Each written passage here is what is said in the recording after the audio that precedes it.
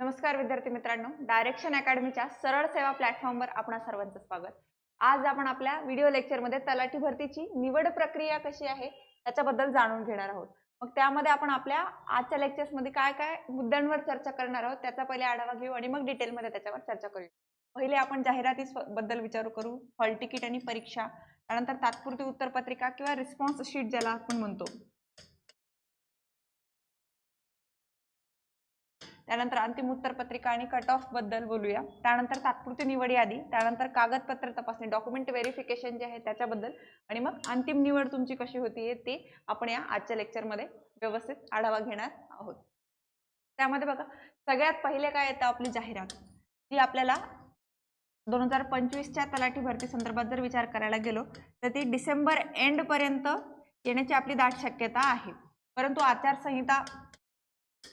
संहितेचा विचार करता आपल्याला हीच जाहिरात डिसेंबर एंडला जर नाही आली तर आपल्याला ती जानेवारी 2026 किंवा फेब्रुवारी 2026 पर्यंत नक्कीच मिळणार, जास्त लेट होणार नाही। कारण की नुकतंच ते बिंदू नामावली बद्दल पण आपण बघितलं बघा, की त्याच्यात दिरंगाई करू नका असं प्रपत्रक शासनाला मिळालं।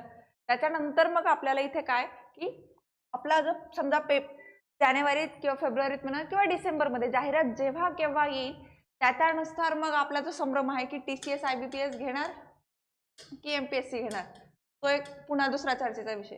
त्याच्यामध्ये जर आपण विचार करायला गेलो तर आपल्याला पेपर पॅटर्न असतो बघा, TCS IBPS नुसार जरी म्हटलं तर सर्व सेवेचे 4 घटक जे आहेत पेपरचे ते आपण बघतो बघा जाहिरात नंतर। त्याच्यामध्ये जाहिरातीमध्ये सिलेबस वगैरे तर राहतात।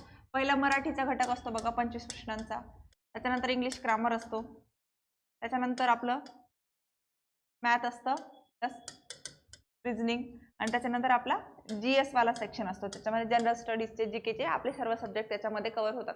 हे TCS IBPS पॅटर्न नुसार। जर कदाचित परीक्षा MPSC नी घेतली तर MPSC सुद्धा हे 4 फॅक्टर तर नक्कीच ठेवणार ना पेपरला।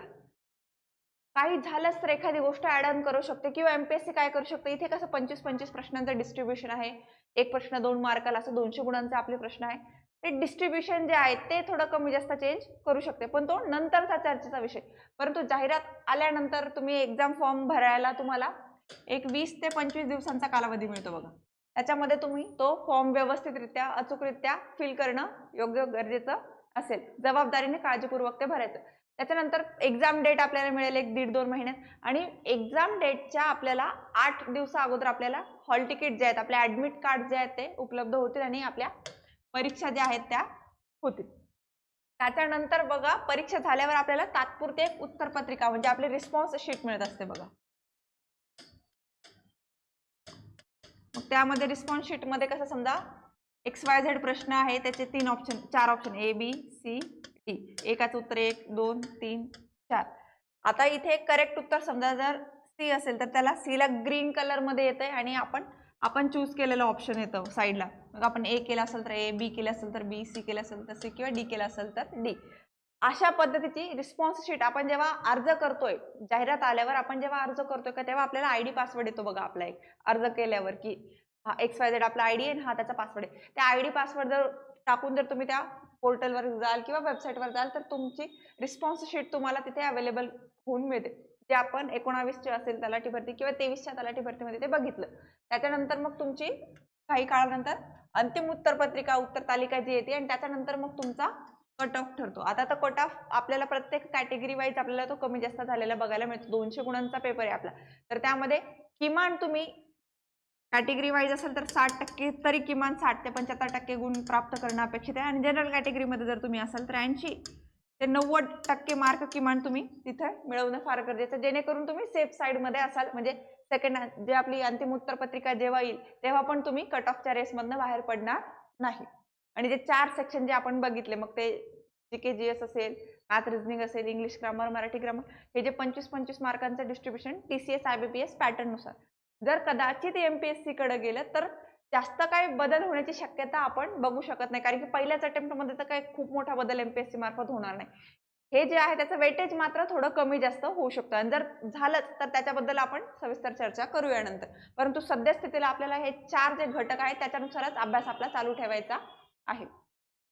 तर त्यामध्ये बघा, त्याच्यानंतर तात्पुरती निवड यादी मिळते. अंतिम उत्तरपत्रिका आल्यावर आपल्याला एक टेंटेटिव्ह लिस्ट मिळते, तात्पुरती निवड यादी मिळते, त्याच्यामध्ये आपले नाव असतं. त्याच्यानंतर कागदपत्र पडताळणी, जी तपासणी किंवा डॉक्युमेंट व्हेरिफिकेशन जे आहे आपण ते बघतो, की ते मग बारकाईने आपल्याला ज्या ज्या ठिकाणी तुम्ही ज्या ज्या ठिकाणी पेपर पास केला आहे तिथे जाऊन तुम्हाला ते डॉक्युमेंट व्हेरिफिकेशन करावं लागतं.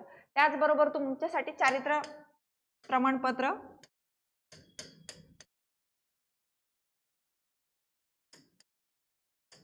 आणि त्याच्यानंतर मेडिकल सर्टिफिकेट जे असतं आपलं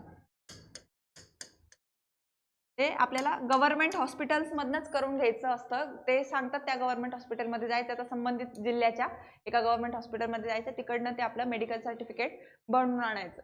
आणि चारित्र्य सर्टिफिकेट जे आहे आपलं ते पण आपल्याला तिथे बनवावं लागेल डॉक्युमेंट व्हेरिफिकेशनच्या वेळी. आपली ओरिजिनल डॉक्युमेंट्स तिथे आपल्याला सादर करावे लागतील, जे आपण अर्ज भरताना बघितले.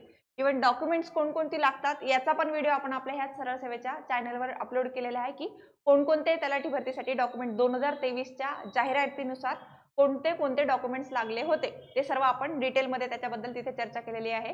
तुम्ही तो व्हिडिओ सुद्धा बघू शकता किंवा डिस्क्रिप्शन बॉक्समध्ये त्या व्हिडिओची लिंक पण आपण टाकून देऊ, म्हणजे जेणेकरून ज्यांनी तो नाही बघितला त्यांची समस्या क्लिअर होऊन जाईल, कागदपत्रे नेमकी कोणकोणती लागतात. मग कागदपत्र तपासणी झाल्यावर आपली एक अंतिम निवड यादी येते. म्हणजे कागदपत्र डॉक्युमेंट व्हेरिफिकेशन मध्ये जर काही फॉर एक्झाम्पल NCL जे नॉन क्रिमिलियरची जी डेट असते बघा, XYZ डेट पर्यंतचं व्हॅलिड असतं, हे जाहिरात जेव्हा प्रसिद्ध होते का त्याच्यातच व्यवस्थित त्या पूर्ण PDF मध्ये येत असतं, की ह्या तारखेपासून ते ह्या तारखेपर्यंतचं NCL जे आहे नॉन क्रिमिलियर ते ग्राह्य धरलं जाईल. महिला आरक्षण कसं आहे किंवा मग समांतर आरक्षणाचे जे काही मुद्दे आहेत त्याबद्दल तिथे जाहिरातीमध्येच डिटेलमध्ये दिलेलं असतं. मग त्या अनुषंगाने अंतिम निवड यादी होईल. जे कागदपत्र तुमची डॉक्युमेंट व्हेरिफिकेशन झाल्यावर तुमची अंतिम निवड यादी प्रसिद्ध केली जाईल व तुम्हाला जॉईनिंगसाठी बोलवलं जाईल. त्याच्यानंतर इथे ट्रेनिंगचा मुद्दा असतो बघा. आता 2019 वगैरे त्या बॅचला ज्यांचे झाले तर त्यांना 2 महिन्याची ट्रेनिंग देण्यात आली होती. 23चं पण आपण बघतो की 4 महिन्यापर्यंत काय ट्रेनिंगचा काय टेन्युअर आहे. तर मग आपल्या वेळी ट्रेनिंग असेल नाही असेल हे आपण त्यावेळी बघू शकतो. त्यानंतर बघा, आता आशा करते की तुम्हाला किमान समजलं असावं की आपल्याला आजच्या आपल्या व्हिडिओ लेक्चरमध्ये आपण स्टार्टिंगला काय काय घेतलं, की आपलं जाहिरात, निवड प्रक्रिया, जाहिरात आल्यावर हॉल तिकीट वगैरे कसे, परीक्षा कधी होणार, तात्पुरती उत्तरपत्रिका, रिस्पॉन्स शीट कशी मिळते, त्यानंतर अंतिम आणि कट ऑफ बद्दल प्रत्येक कॅटेगरी वाईज त्यांनी आपापला कट ऑफ, मागचे जे लास्ट इयर जे 23 मध्ये झाले किंवा 2019 मध्ये जे तलाठी भरती झाली त्यानुसार आपापल्या कॅटेगरीचा जो काही कट ऑफ आहे आणि त्याच्यावर एक 2-4 मार्क प्लस कन्सिडर करूनच आपण अभ्यास करणं फार गरजेचं ठरतो. आणि त्यानंतर डॉक्युमेंट व्हेरिफिकेशन हा फार महत्त्वाचा घटक आहे. म्हणजे तुम्ही एवढा अभ्यास करून पेपर काढाल आणि डॉक्युमेंट व्हेरिफिकेशन मध्ये जर तुम्ही मागे येत असेल तर ही सगळ्यात मोठी तुमची घोडचूक होईल. त्यामुळे डॉक्युमेंट्स कोणती कोणती लागतायत ती व्यवस्थितरित्या आताच व्यवस्थित तुम्ही ते काढून घेणं फार गरजेचं ठरेल, की जेणेकरून तुम्ही डॉक्युमेंट्समुळे त्या भरती प्रक्रियेतनं बाहेर पडायला नको. चला तर मग आपण आपली जी सरळ सेवेची ऑल इन वन बॅच जी आहे आपल्याला ती TCS IBPS पॅटर्न नुसार घेत आहोत आपण. त्यामध्ये तुम्हाला अनलिमिटेड वॉच टाइम मिळेल, लाईव्ह प्लस रेकॉर्डेड आपल्याला लेक्चर्स अवेलेबल आहेत. तसेच तुम्हाला नोट्स आणि टेस्ट सिरीज अवेलेबल करून दिली जाईल त्याच्यामध्ये ॲपमध्ये. आणि त्यामध्ये तुम्हाला जवळपास 3000 प्लस प्रश्नांचा सराव मिळतोय, की जो आपल्यासाठी फार महत्त्वाचा आहे. कारण की तलाठी भरतीचा जर अभ्यासक्रम तुम्ही बघितला की आपण जी ह्याच चॅनलवर जी PYQ अनालिसिसची सिरीज जी चालवतोय की त्याचबरोबर आपल्याला PYQ सुद्धा व्यवस्थित अनालाइज करणं फार गरजेचे असेल, जे तुम्हाला करून घेतले जातील. मग ही जी बॅच जर आहे त्यामध्ये तुम्हाला मराठी, इंग्लिश, ग्रामर असेल, मॅथ, रिझनिंग आणि सामान्य ज्ञानचे जे टॉपिक आहेत, मग त्याच्यामध्ये राज्यव्यवस्था असेल, अर्थव्यवस्था असेल, विज्ञान असेल, भूगोल असेल, इतिहास असेल, चालू घडामोडी, याचा आपण ॲपवर त्याचे लेक्चर्स घेत आहोत, की ज्याची फीस आहे आपली 2999. परंतु सध्या ऑफर पिरियडवरती 1499 या माफक दरामध्ये आपल्याला अवेलेबल करून देण्यात येत आहे. मग ही संपूर्ण सरळ सेवा बॅच बद्दल जर तुम्ही घेतलं तर मग त्यामध्ये तलाठी भरती, ग्रामसेवक, नगर परिषद, महानगरपालिकांच्या वेगवेगळ्या भरती येतात. कृषी विभागाच्या भरतीबद्दल आता सध्या जोरदार चर्चा चालू आहे ते असेल, किंवा नुकतंच होत असलेली पोलीस भरती असेल, वन विभाग भरती, आरोग्य विभाग आणि इतर ज्या काही सरळ सेवा आहेत त्यासाठी आपण ही बॅच आहे की जी आपल्याला 1499 रुपयामध्ये अवेलेबल करून देण्यात आलेली आहे. त्याचबरोबर तुम्ही जर तलाठी भरतीलाच टार्गेट करत असाल तर सेपरेट त्याच्यासाठी सुद्धा तुम्हाला बॅच अवेलेबल करून देण्यात आलेली आहे, जी 1 वर्षाच्या ड्युरेशनसाठी आपल्याला असेल, ज्यामध्ये आपल्याला लाईव्ह प्लस रेकॉर्डेड स्वरूपाचे लेक्चर्स अवेलेबल करून दिले जातील. टेस्ट सिरीज आणि नोट्स सुद्धा तुम्हाला त्या ॲपवर तिथे त्या ते आपल्याला प्रोव्हाइड केले जातील आणि आपल्याला 3000 प्लस प्रश्नांचा सराव ही सगळ्यात महत्त्वाची बाब त्याच्यामध्ये आपण बघू शकतोय.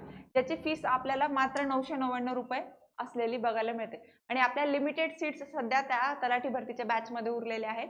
तर जे कोणी इच्छुक असेल बॅच परचेस करण्यासाठी तर त्यांनी लवकरात लवकर ती बॅच परचेस करून घेणं अपेक्षित राहील, जेणेकरून बॅच फुल झाली ह्या कारणाने मग तुमचा प्रवेश नाकारला जाऊ नये. लवकरात लवकर तुम्ही ते जॉईन करून घेऊ शकता. मी तुम्हाला हे ॲपची लिंक डिस्क्रिप्शन बॉक्समध्ये दिलेली आहे, तसंच कॉन्टॅक्ट नंबर सुद्धा डिस्क्रिप्शन बॉक्समध्ये दिलेला आहे. आणि त्याचबरोबर डिस्क्रिप्शन बॉक्समध्ये आपण जी कागदपत्रांची तपासणी जी आहे त्याचा जो डिटेल व्हिडिओ बनवलेला आहे त्याची पण लिंक आपण डिस्क्रिप्शन बॉक्समध्ये तुम्हाला ऍड करून देऊ, जेणेकरून तुम्ही ती तिथे व्यवस्थित बघू शकताय. थांबूया आपण इथे. अधिक माहितीसाठी तुम्ही कॉन्टॅक्ट नंबरवर कॉल करून माहिती विचारू शकता, ज्या काही तुमच्या शंका असतील त्या. आणि ह्या सरळ सेवा प्लॅटफॉर्मवर ज्या काही आपल्या सरळ सेवेशी संबंधित ज्या काही डेली अपडेट्स असतील त्या तुम्हाला लवकरात लवकर तुमच्यापर्यंत पोहोचवण्यात येईल. धन्यवाद.